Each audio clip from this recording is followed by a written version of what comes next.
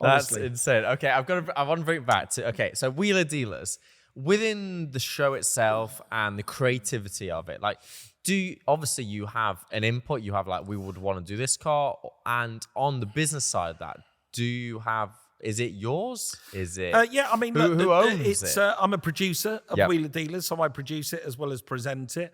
So yeah, it's you are really connected to that. it's my your baby. It comes from my heart. Yeah. As what I think we It's should an be out-of-body doing. experience of your brain, and it's just put into TV. I mean, look, I have an amazing team of people work with me. Really, really good people work with me. But these are people that I've had to find over the last 20 years to bring in that understand what I want and what I think the show should be. And no matter who the mechanic is, the team have always listened to me. I'm the dad of the show. Yep. And they've always listened to me and I've always taken my advice. And, I talk to the audience, my audience on a daily basis. I meet them in petrol stations, out on the road, when I'm at a car auction, when I'm at a car show. I talk to the audience and they tell me what they want and what they want to see. And I've got a big social media following and they listen. I talk to them on that as well. So I understand what the audience need, what they desire and what they want. And I pass that over to the team. And me and the team spend an awful long time sitting down and trying to craft shows that we know people will engage with. And so the whole thing really, I would say, comes from my gut, from me, from my heart. And I'm just fortunate enough to work with people that understand exactly what I want. And they try to turn it into pictures and into sound. And I work with this really creative bunch of people that I'm blessed with. They've stayed with me forever as well. I've got the same cameraman and sound man that I've had for 20 years. 20 years. It says a lot about yourself as well, the way 20 you years, they've handle never it. left. And the team that I've got now, the production team, they're going to work with me for the next 20 years, if I'm still doing it. Because nobody wants to leave. They all want to work with us and on the team. It's not like a regular job, working on Wheeler Dealers. Sometimes we're working 17-hour days, 16-hour days. We work 6 days a week. It's really hard. It's a very tough job. But there's never one moment within an hour of any given day that we're not laughing to the point of tears. It's just like blokes and lads having a giggle and coming up with something that's so fun and creative. It comes out on screen. That's what we absolutely love about it. It's such a healthy work environment. It is very healthy, really healthy. I have it literally written on the wall, if today we don't leave in tears, let's not do it. Let's give up, because that's the whole point of the fun we want to inject in the program and get it across. But do it in an entertaining, light-hearted way. Don't make it too complicated. I need it so my mum can understand it. My mum broke down on the side of the road. She'd go, "Oh, my boy showed me how to do this. I could do this." And that's what I need the show to be. Yeah. And I gather that's the secret of its success and why it's got over 200 million people that watch it in 217 territories around the world, and why they've just ordered another big global series off me, and why I'm being poached by other networks all over the world are trying to work with me all the time. So So you have literally your entire career, everything you have just created through something you love doing. And I think that's the secret of success. Look at you two. You love dancing and you loved what you did, and it's brought you this amazing success with your careers. And that's what I've done with cars. I only know cars, really. I know how to buy, fix, restore, sell cars, and it's brought me amazing success. And still today, there's a video gone up just recently on my social media channels, a personal video. If you see me, I go and buy a Porsche 964 Turbo, and I went and bought it last week. Watch that video. That's me. That's Mike Brewer buying a car for myself. And look at the excitement in me that I've gone and got this car. And that's who I am. I'm nearly 60.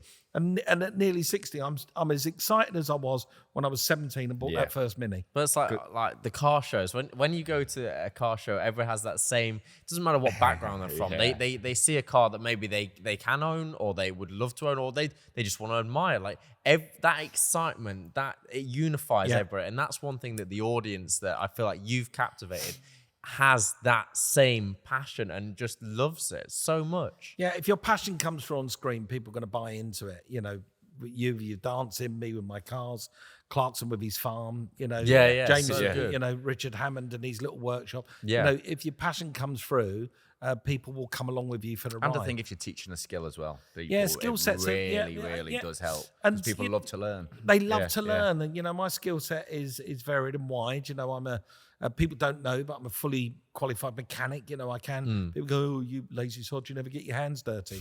I don't need to. That's the point of being a businessman. You have other people do that for you. So that's what the mechanic's role is in the show.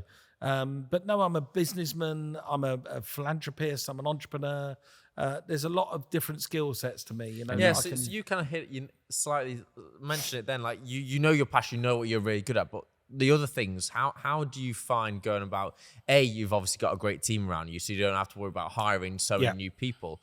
But then things that maybe like you've got your dealerships, you've got this place. How did you go about taking that maybe next step into business owner, entrepreneur, where some people don't take that step? They always stay within that comfort zone. First and foremost, it's all about, and you're going to learn this as you progress. It's all about time. The number one commodity that we don't seem to have enough of is time, and it becomes your most valuable and precious resource is time. That's why we're doing it early, Kurt. Kurt's like, why are we doing it so early? So I can fit more into the day, so I can get things done. Well, that's a really good work ethic. That's a great work ethic. And so time becomes a really important commodity. And if you can work out what you need in terms of your time in a day and what you can achieve in that day, well, try and achieve a little bit more. That's what I always say. So if you know what you're setting out to do, push it and go for a little bit more. And so for me, it was quite easy for me not only to sit, write, produce Wheeler Dealers and present it and go out and buy the cars and sell the cars and, travel around the world making this show. But it's also easy then for me in those moments that I've got where I should be, cutting the lawn or going to the hairdressers and I can go, no, actually I can squeeze in a business meeting there. I can do this there. I can go and lend myself to that charity over there. And it just becomes all about time management. And anyone who knows me personally knows that I never sit down. I never sit still. No, you're always I'm always on the moving. go. I may look like a fat, odious oaf, but I work hard. I come from a working class family. We've got an amazing work ethic, and I feel that there's enough time to sit down when you want to retire. I'm not quite there yet, so I'll just keep working. I don't think you'll ever retire. You're not going to be. I'm sort of retirement with a passion that becomes the hobby. Correct. That's still being I was filled. going to say. I'd like to spend a little bit more time exploring my passions for myself rather than for other people. More car football. More car football would be great. Yes, yes, I'm quite good at that. Yeah, you are very good at that. I'm good at that. I played car football with Mike. I think you'll find. Yes. Oh, okay. Again, we did very well. Played some car football with Mike not long ago, and I learned a lot from you. That's all I'm going to say. Yeah, just smash the cars. Park in front of the goal. The ball Park doesn't in front fit of the goal. He had a car with no reverse, so I kept saying to him, "No reverse." And I said to him, he said, "Mike, I've got no reverse." I said, "Just keep going forward, but every time you see him go for the goal, just drive as fast as you can into the goal mouth." You'll just see me flying around to the pole in the goal. It was Why is that car going in circles? Can't go we backwards. had so much fun. No, look, the bottom line, the question is, just try and manage your time. And when you give up your time, give it up in the best way you possibly can. As you said earlier, you always turn up. You're passionate about what you're doing. Anyone who knows me, I'm always polite, on time. I'm never angry. If something's not going right, rather than scream and shout at somebody, let's find out what's going wrong. And let's try and repair it. Let's try and help people. How can we people. make it better? How can we improve? That's all it is. Just try and improve things. And you'll come away on the end of the day realizing that you've achieved a lot more than you thought you would. Your success rating has just gone up a notch. And the people around you go away with a lovely, warm, fuzzy feeling, saying, what a nice person, I want to work with him again. And in terms of investment as well, you would you say a key massive thing is invest in yourself? And we say that's what you've done a lot with. So listen, again, it's listen to yourself and listen to, if you're, investments in terms of entrepreneurial investments, for me, you're looking at my investments. They're around me, these vans and these cars that I invest in. I know that it comes from my heart. I know what I'm looking at. I know what it's worth. I know what other people have paid for it and how I can be passionate about selling that to somebody. You have to listen to your gut and what your gut's telling you. But there's a lot of opportunities out there at the moment for good entrepreneurial investments. This country may seem like it's going down the dogs, but trust me, I've been around the world a few times, and this is one of the if not the best place on the planet to live. Yeah, and investment opportunities, and as long as your eyes are open and you're open to learning, and I find using the people around you, like most people don't talk to their people about what they're doing, where they're going. Like even actually when we walked in today, we're here at One Automotive, like your business partner, like speaking to him, his excitement that how he got in touch with you, how he was going to like sell you a van, and then like this was the opportunity. Like it's so warming to walk into a business where quite clearly he's happy to come to work. He enjoys what he's doing. Yeah. And one thing that I find really sad is when people kind of get stuck in a rut and they're like, well, actually, I don't enjoy this. Or I'm not saying this is the be all and end all, but they're not even open their eyes to being like, the opportunity is there. And I think it comes down to what you said. Work hard. People don't always want to work hard, which I think slightly sad for me. And I think people need to go into situations with maybe more of an investment mindset, an open mindset on seeing there are links and there are things that can be done with different businesses. And you don't have to be on about money. But this comes down to schools as well. It comes down to school for me as well. Like, people aren't getting taught how to think in a business mindset, how to think in an open and future mindset. Look, having got a daughter who's been through the education system, I feel that the education system, you're going to be right on my side here, is the most archaic thing on the planet. It's ridiculous that school is basically a memory test. You're asked 9 months later after you sat in this classroom and your teacher told you how to carve up a pie chart. 9 months later, you're sitting in an exam room and somehow you've been told to remember what you learned 9 months ago. In life, it gives you a test and then you learn from it. In school, you have to learn and then it's take a memory test. So some people at school, I had friends at school, and I'm pretty sure you did, who were clowns, lazy, useless. But as soon as they got into the exam environment, they passed. And the reason was because they had really good memories. Yeah. And there's other people that were swatted, put their heads down, really concentrated, got into exam situation and failed. And that's because they've not got a good memory. So school is all about it's a memory test. That's all it is. And I think that's archaic. I think that's terrible. Kids should be judged at the end of every lesson. At the end of it, they should be marked. And it's mindset that there can only be one correct answer is scary for me. It's terrible. Because in our world, there's no correct answer. There's no wrong answer. And history is only history by the person who wrote it down the first time. Yes. And, history is getting rewritten constantly because we're learning new things every day about our past and where we come from. And science, still, you go to school, you're going to learn that Christopher Columbus discovered America. Well, he didn't. The Romans were there years before. Just Battle Hastings, 1066, like the one date you remember. Rewrite, it needs to be rewritten. Anyway, that's that one side of it. The other side of it is that the education system in this country doesn't give enough for real education. What we spoke about the other day, the last year at school should be about getting a mobile phone contract. It should be about applying for a job, getting a mortgage. It should be about writing a finance agreement, trying to learn how to sell to get your national insurance to get a number, to set up work, how to book a doctor's appointment. That should be your last year at school. It should be that. It shouldn't be this memory test. You should be being told this is what the real world has got set up for you. Now we're going to learn you. You've now learned how to spell, how to write, how to count. Now we're going to teach you how you exist in the real world. Absolutely, yeah. I think problem solving is the one thing feels like a lost art. Common sense is one thing, but I'm not even getting onto that subject. But problem solving itself, find what you've got. Literally, the whole world in your hand now in a mobile phone. Like, if you can't find it this way, just think of another way to get it. Like, that sort of mentality is you come in here, you've got a problem. You're like, okay, how are we going to solve it? Or there's something wrong with the business. How are we going to solve it? It's not like, oh, it's a problem. I'm just going to go home now. Because you can't do that in real life. No, you can't. And schools are lending themselves too much to pampering to different, woke cultures and weight cultures or whatever they are. And everyone's too frightened to step on anybody else's eggshells and say the wrong thing or do the wrong thing.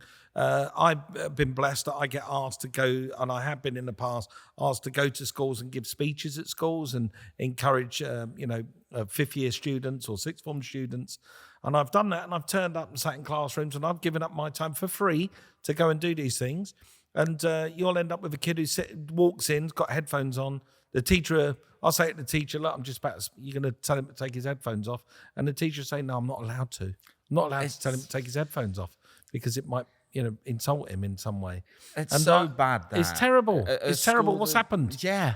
What there has needs happened? to be some discipline still there. There is no discipline at school. There was one kid that I was halfway through giving a speech, and a kid kicked the door open, walked in, sat on the edge of a table, started chatting to his mate, and the teacher went, whatever his name was, Graham, you're not even in this class. He wasn't even in that class.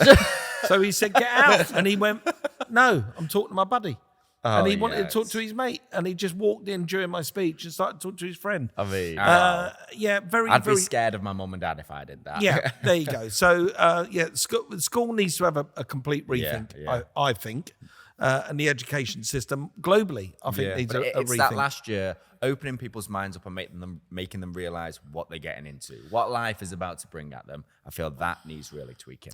Yeah, we've employed people on, people have gone to university or gone to college and come to work with us on Wheeler Dealers. And they do their first morning on Wheeler Dealers. They're very excited. They want to, what the TV world and the media world is like. You start off at the bottom and you work your way up. I've worked with production assistants who are now producers. Oh, 100%. Yeah. Like your runner that moves on to actually ends up being the exec producer of a show.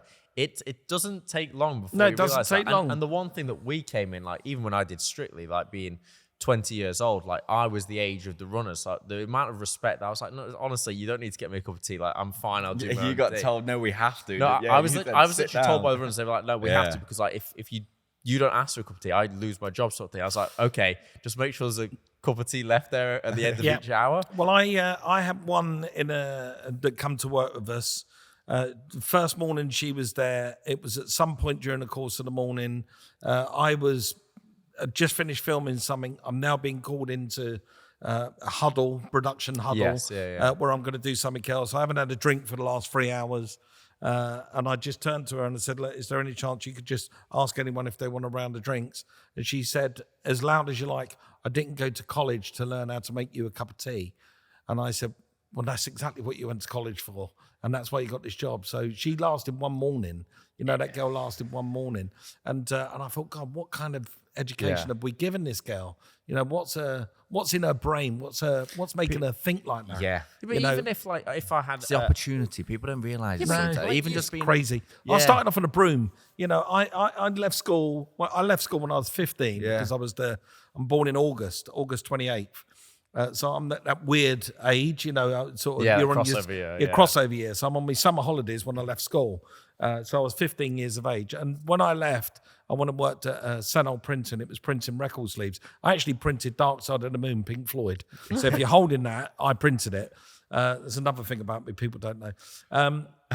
And I started off on a broom. I started off in that factory, sweeping up people's cigarette butts and into a dustpan and brush. And then I ended up loading the machine. And then I ended up learning how to twist the dials on the machine and throwing in the inks, the magenta, the cyan, the black into the machine. Then I, used to sit with a bloke called George who would puffy cigar smoke into my face. And I would say, so how do I make that do that? And what does that do if I twist that? And within a month, he went, well, I don't need to do this anymore because this kid's going to do it. So he sat in a chair reading the Sun newspaper, looking at Sam Fox on page 3, whilst I got on the machine and worked this 4-color printer. And I ended up printing record sleeves. He lost his job. I kept his job, because they could see I had a good work ethic. And that was basically my way into work. And I thought from that very early age, my God, only a month ago I had a broom in my hand. Yeah. Now I'm working a 4-color printer. You just said though, you said that work ethic, because that is one thing that we've always been told. We always got told from our parents. Work hard. If you're going to do something, do it. And I've noticed in every job I've ever done, we had our first jobs at about 8-9 years old working at a mountain boarding centre. Oh, we've always worked the whole life. We did it so we could ride there for free. So then that was our payoff. Kit people up. We used to undo the boards and the bolts and everything on there and do it, getting a spanner, getting this and that. And we just worked super hard and they could see that. And that's what we were always appreciating. Dog walking that we'd always do. Working in the kitchens, it would just be non-stop. Well, I could see it today. Look, it's a Monday morning. We did, this is going to play out another time. This interview. But it's a rainy horrible, damp, nasty really is. Monday morning, and at 8 o'clock in the morning, you're outside my business, and you're miles away from where you live to come and record this podcast. And I'm like, wow, these two guys, you are really going for it. It's respect for us. Like you are at the height of your career, you've given everything. So if somebody gives us their time, we're going to give absolutely everything to make it the best record, the equipment, the everything, because for us it's so valuable. And for us, even just learning, like talking to you, like my brain sparks. Okay, you've got this, or even like your electric scooters here and there, but like seeing like if something comes up, I can be like, okay, I would want to work with you, or we'd want to go into business. That sort of that's how my brain is always firing. One, listening to the advice and stuff you've given, and the way you talk about things, and the way you talk in such a grounded and straightforward, simple manner, which people overcomplicate these days. You would just, if you're, like you said, if your gut's feeling it, it's probably correct. Yes. If it's not, there's probably something wrong. Yep, and that's so simple true. As that. And the TV side, it's crazy to think like, when you think over 200 million viewers, like worldwide, over 200 territories, and still going so strong in a day and age where people are like, oh, I need a special effects system. No. We get a good guys, solve a problem, have fun, and make sure you make other people happy. It's guaranteed. I always say on Wheeler Dealers and or any show that I make, it's not about me, and it's not about Elvis or Ed or Ant. It's not about us. It's about the car. The car is the star. Yes. Right. So let's just make that the star. We're just the vehicles, if you pardon the pun, to make the star shine on screen. And that's I think that's part of that. Success as well, is because I'm not trying to be, in your face. I'm not trying to, be controversial, scream at the mechanic or scream at the cameraman or throw things down. I'm not trying to be that. It's just. So if you have seen him do that, it really went wrong. Exactly. It really is. What I'm trying to say to you here is, it really is my passion. This is the build itself. The build itself is the passion. And really, ironically, and again, the people that know me, if I'm not making TV, guess what I'm doing? Still I'm the same scenario. I'm working on my bloody cars. Yeah. I'm down in the garage pulling my car apart and putting it back together, or trying to fix a problem, or trying to come up with a new creative solution. Or these days, because I have got, my life is a bit more comfortable, I lend myself to business advice and to entrepreneurial advice for people. I do a lot of work for the charities that I'm involved in. And these days I can do that. I can just time, I can give up my time. And time, as I say, is a precious commodity, but actually it's free. Yeah. Time is free, isn't it? So if you can give it up to better, to further somebody else's life, and you should do it. I absolutely believe you should do it. I think it comes back to you. The goodness comes back to you. It comes back. You have such a good feeling deep down. One thing that you can't really control is, or the people like I work with my brother Curtis here, like within the show, like obviously you've got all of your production team that we personally don't see from the side of the camera, but obviously your relationship with the mechanic, like having Ed and Ant and Elvis now, like how does it kind of find for you, like you put a lot of time and effort into them relationships, and sometimes they don't work out, sometimes they do. Like you've been really lucky in finding good people, like, but sometimes cogs change, you have to move people in and out. How's that for you, as you're still like always there? I'd like to think that Ed, who most people refer to, would equally say that it was probably one of the best periods of his life was working with me. Because it was certainly one of the best periods of my life was working with Ed. The guy's a genius. He's amazing. He's a fantastic mechanic, an amazing human being. But he wanted something else. It's as simple as that. I can't stop the guy going off to do what he wants to do. But it doesn't mean to say that I have to stop doing what I want to do. Absolutely not. Nobody said that. That's People's not written down. Can change, I could have quite easily have given up when Ed wanted to give up, and where would I be now? To be, back to buying and selling cars, which is great. I would be doing that, but I'd be doing it brilliantly. But no, I'm very lucky because Ed was incredible to work with. Ant is just quite possibly one of the most driven people on the planet. He's just insanely driven that if he wants something or wants to create something, it's going to happen. I mean, the guy just won Pikes Peak in a Radford Type 62-2, car that was on paper 3 months ago. He showed me a rendering of it 3 months ago on paper. 3 months ago, he showed me a rendering of the car. And they pulled that out the bag. And I went to him, "You're not going to build that in 3 months." And he said, "We're going to have a go."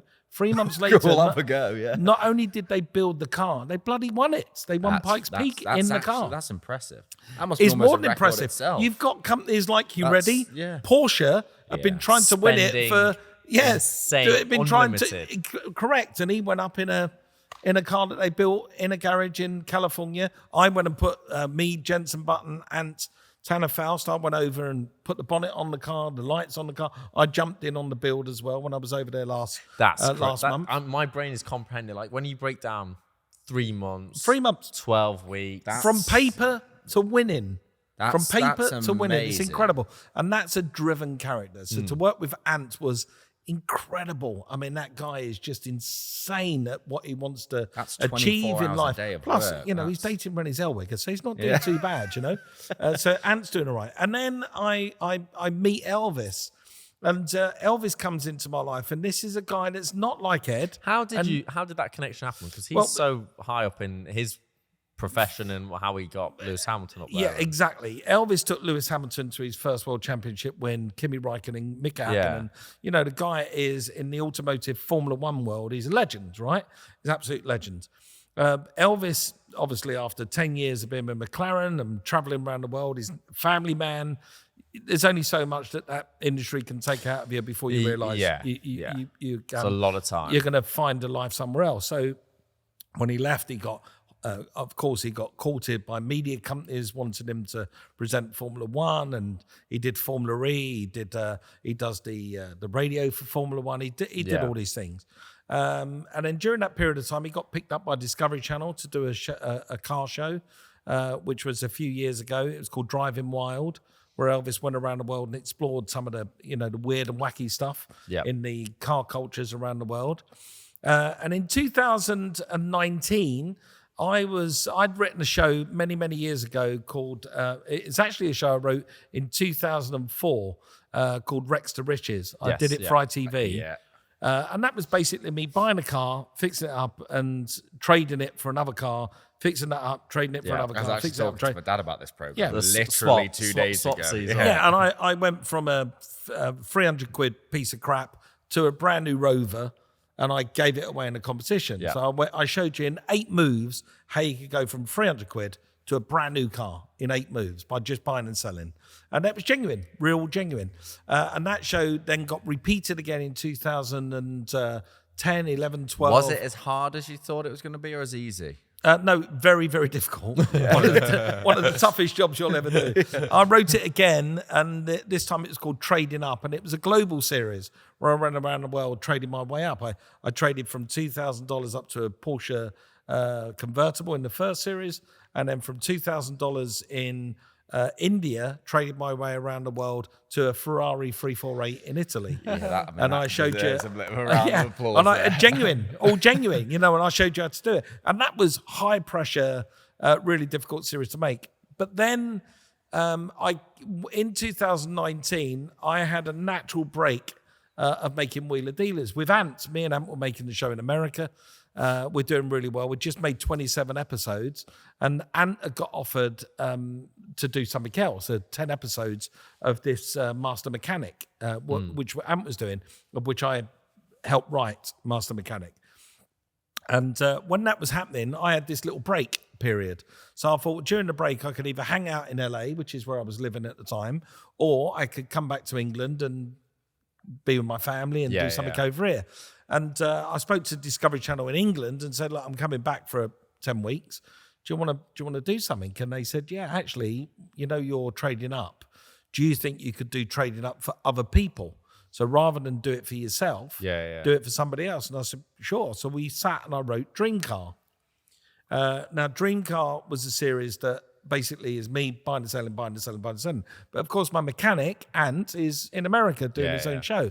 So I said, well, we're going to have to find somebody to put on the show with me. And they said, well, funny enough, we've been working with this really lovely guy, ex-Formula One mechanic called Elvis. Do you want to meet him? And we think you two could work together. So Elvis come down to my garage, another one of these garages I got over in Southam near Banbury, and Elvis come over. I had an old 1962 Dormobile with sliding doors, and the crew put cameras in it. Me and Elvis had this, mate, nice to meet you, nice to meet you. Yeah. I'll watch your stuff, I'll watch your stuff. We had that sort of dogs sniffing each other's asses in the park moment. And then when everybody, when we got in the van and drove off and everybody else had disappeared, I pulled out onto the road, and I think within 2 minutes, he'd farted and I'd farted. and we were meant to be. and then I said something and he said something, and we were to the point of tears. And then we get up the road and we spin the car around, and we're just we're laughing, engaging, and it was just brilliant. In fact, we watched it back just recently. We watched it back, and it's like an episode of Wheeler Dealers. It really is, and it was just so good. And I thought, wow, this guy's so lovely and easy to work with, and professional and understanding, and so non-starry. He's completely like me. He doesn't care about fame, fortune, any of that. He's been there, seen everything, but never been. He's like always been just off the shoulder. So all he wants to do is work and fix cars up. That's all he wants to do. So to work with Elvis now is incredible, because I've got this. We become like best mates. Yeah. He's an incredible bloke to work with professionally. He's fantastic in the workshop. Every decision that sort of I'm making car-wise, I run it past Elvis. And 9 times out of 10 with, other guys that I've worked with in the past, or the mechanics that are off screen now, I might buy a car and say, look, guys, I'm thinking of buying this, but we got to change the colour. And it's going to be pulling it apart, put it back together. We're going to do the whole change. And people might go, oh, no, you can't do that. And if I phone Elvis and say, mate, I'm thinking of buying this, all the team think I'm mad. But what I want to do is pull it apart, change colour, and put it back together. And Elvis go, sounds really cool. Yeah. That sounds really challenging. Yes, guys. It sounds really challenging. Yeah. Well, Elvis gives speeches all over the world. He gets flown once or twice a week to the Philippines, Malaysia, Saudi Arabia. But you want Qatar. somebody like that that's literally like, them crazy ideas, let's do it. Exactly. Well, he flies around the world talking about processes in Formula One and team building and all that kind of stuff. So for Elvis, it was always problem solving, working at the top of the game in Formula One. You're problem solving all the time. Once somebody's created a car, you're problem fixing what's wrong with the car and why isn't it getting the problem is somebody's half a second faster. Yeah. The problem is somebody's a tenth of a second faster. So your problem solving 8 seconds faster or 20 seconds. There's always a new problem. Always a new problem. So with me choosing cars and talking to Elvis about it, the problem solving side of Elvis kicks in. He goes, but we can fix that. That's a problem we can fix. That's a simple one. It's a simple one. Everything seems to be really easy and simple with Elvis around. And it's an absolute pleasure to work with. You two just make it that way, Yeah, but no, look, the success is, since Elvis has joined the show, the audience, I mean, it was already a massive audience, but the audience has stayed with us. Yeah. Nobody switched off. The audience do you worry about that when you have them quite valuable changes, a key cog is removed? The format of the show still of course. stays When the Ed same, left, I could definitely see a shift in people's attitude towards the show. I could see a shift in the audience, and there was most definitely some of the audience would have left. Yep. And because they were there just for Ed, and fair play, guy was a legend, so they were there just for Ed.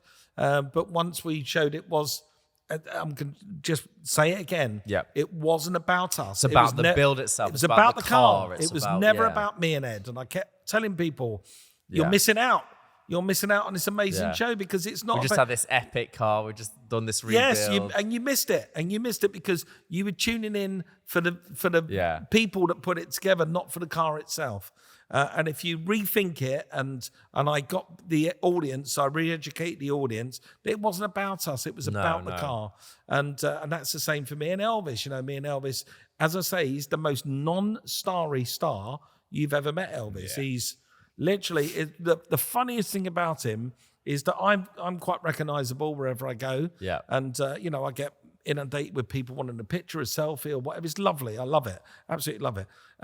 People don't recognise Elvis. No, they don't recognise him, and they're even going, "Excuse me, mate, can you take a picture for me?" And they're giving him, and I feel really quite sometimes a little bit embarrassed about it. No, he's chill. But I could see Elvis just chill. going, "Oh, I love this." He absolutely loves it. That people don't pester him.